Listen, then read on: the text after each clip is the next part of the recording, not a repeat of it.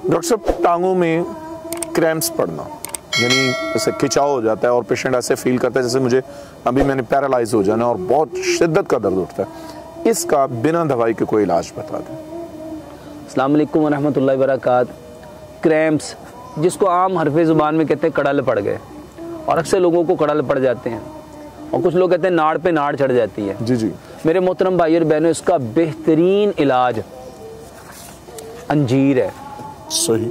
मेरे पास एक पेशेंट आए और उन्होंने बताया डॉक्टर साहब बड़े कड़ल पड़ते हैं, और अल्हम्दुलिल्लाह सुम्मा अल्हम्दुलिल्लाह मैंने उन्हें कहा कि आप 7 अंजीर पानी में डालें, रात को उसको भिगो के रखिए, सुबह आप उसको ग्राइंड करके वो लें।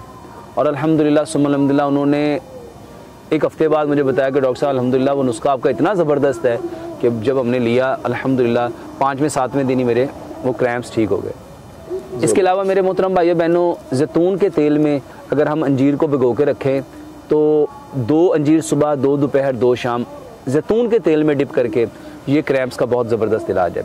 इसके अलावा मेरे मोहतरम भाइयों और बहनों, ये जो सलाद है ये क्रैम्प्स का बहुत बेहतरीन इलाज है।